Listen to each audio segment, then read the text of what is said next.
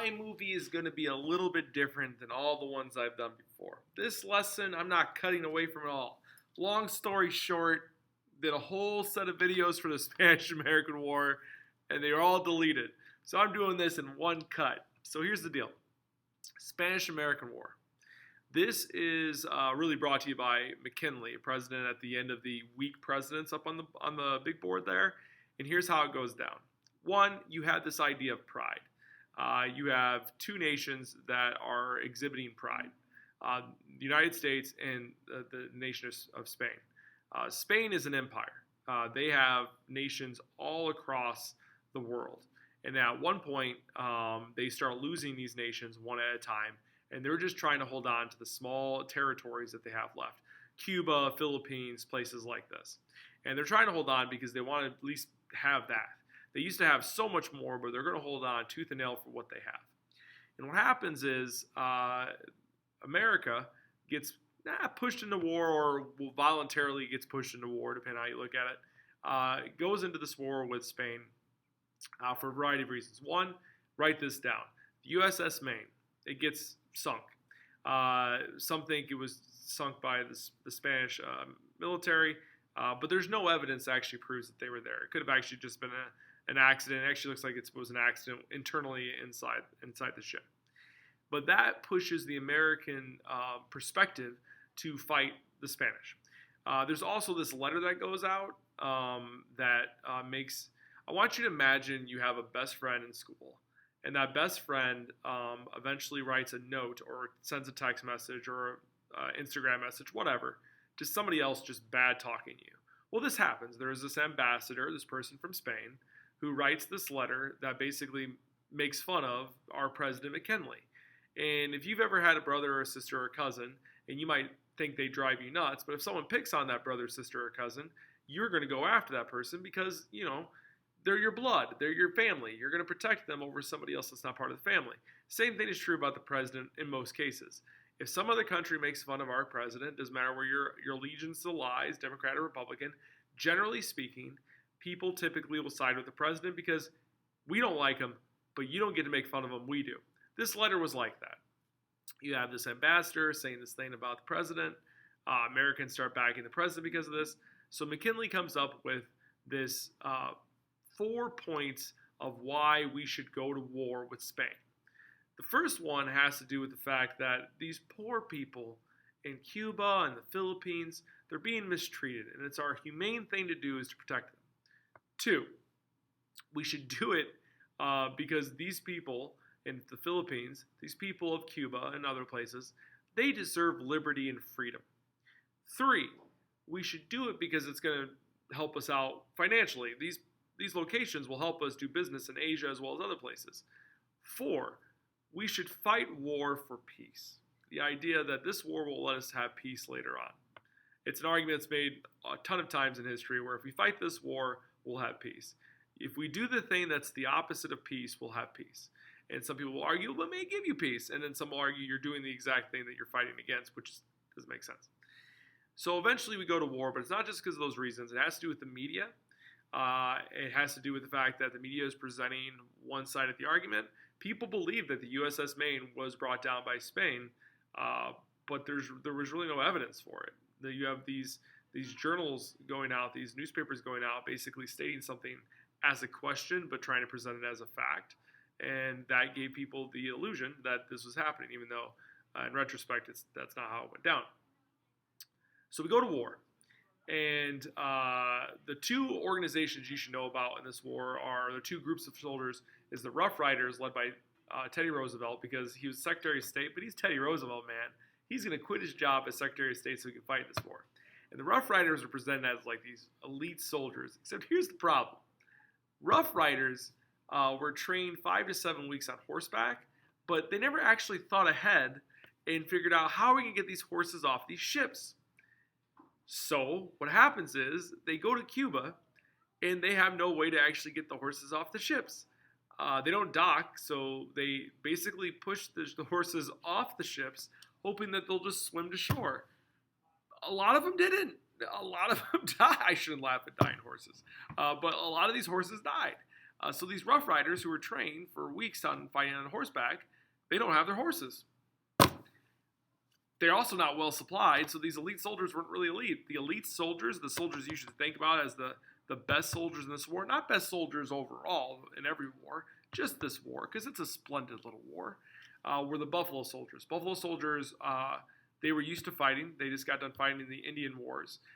These Native American cultures actually gave them the name Buffalo Soldiers because they respected the buffalo and they respected these guys. There was all African American group.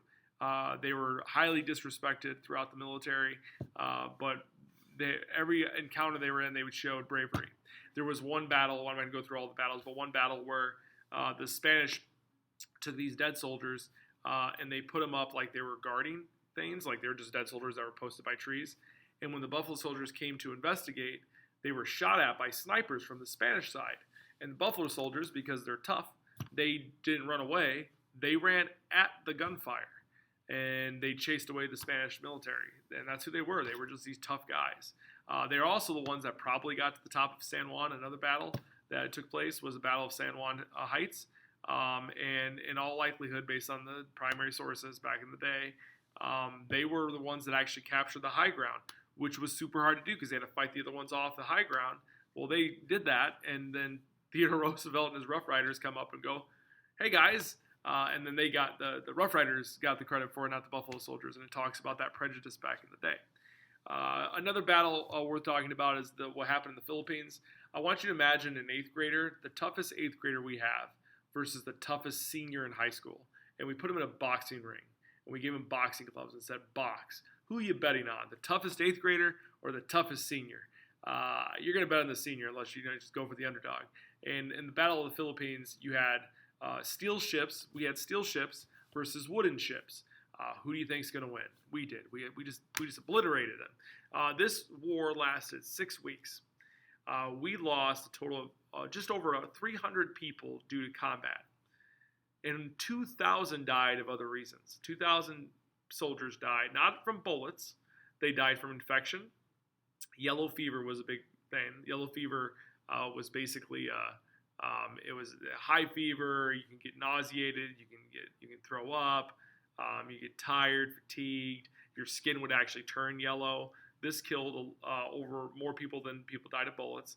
Even canned meat. There was these expired things of canned meat that got into the soldiers' possessions, and that ended up killing a bunch of them. So not a lot of people died, but what's the consequences of this? And this is super important. So there's 4 areas that we need to talk about. Remember, these are areas that we were trying to go in there and we were trying to free and give liberty. The first was the Philippines. And we got to talk about this a lot because the Philippines, we were going in there originally to give them freedom, to get their oppressors away. But we're also there for a business reason. I mean, the Philippines is located right next to Asia, and that Asian market would be really important for us and our economy. Well, after we win, we don't give the Philippines back to Spain because that would be, why would we do that? We just beat them in a war. Why would we give it back to Spain? We don't give it to France or Germany to look after because they're our trading rivals. That'd be a really bad economic move to do that. So we basically control Philippines for a while. And the reason why we do this, and it's some really horrible stuff that we said about the Philippines. This is from primary sources. One of the reasons that the U.S. gave to keep the Philippines is to educate the Filipinos and to uplift and civilize and Christianize them. In other words, these guys were not civil enough to do this. We also stated that they don't have the ability to self-rule. If they did, everything would go to basically anarchy. So we basically said, you guys are not good enough to run yourself, so we'll run it for you. Then we annexed Hawaii, which becomes a state of the United States. Cuba, we tell them, don't worry, guys, we got your back. And we went into the Treaty of Paris, and this is the thing that's going to end the war between us and Spain. And we leave Cuba out of it. We tell Cuba, go away, but we got your back. And then we tell Cuba that, okay, so you're free, except we're going to have a military base. The United States is going to have a military base on Cuba forever, which is Guantanamo Bay, which we'll talk about later. You're also free, except you really can't make any joint decisions with any other country without our say-so. And you're also free, except we can intervene on your behalf anytime we want. Free. It happens. And this is the start of the conflict between us and Cuba. We're going to talk about this with the Cuban Missile Crisis as well as modern day issues with Cuba. This is the start. This is when this relationship becomes messed up from the beginning. And so this is kind of like the end of this war. But the reality is this war does a couple things for us. One, it shows that we're capable of taking out another power, because we did. We really did obliterate the Spanish during this war, and it gives us a little bit of a booster shot. It makes us feel confident, and this will help us when we join or when we fight in World War I. This little confidence boost. There's other conflicts that take place that help us prepare for this, but generally speaking, this was a confidence booster on our part. The other thing is this war really does a good job at explaining the differences, the influence pride has in decisions that countries do. The Spain wanted to keep their empire going. Rome wanted to keep their empire going back in the day. Rome had a huge empire, took up most of Europe, and eventually they were taken away. Russia, and if you think of the Soviet Union during the Cold War, their influence took up a big portion of the earth, and now the Communist Party is pretty much only seen in a few nations. So you see this idea of pride and holding on to one's belongings. And that's what Spain is doing.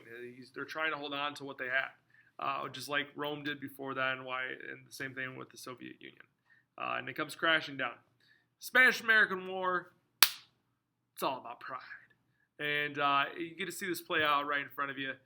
Remember Buffalo Soldiers? They were like the bee's knees. They were the African-American soldiers that really were the tough ones in this group. Rough Riders, they had a rough time. Number one killer of this thing, disease, yellow fever was the big thing that killed a lot of people. Remember what we did with Hawaii? It becomes a state after this. Because of the Spanish-American War, we have Hawaii, which is awesome. I mean, Hawaii is a cool place. If you've never gone, you should try. All right, take care. Peace out.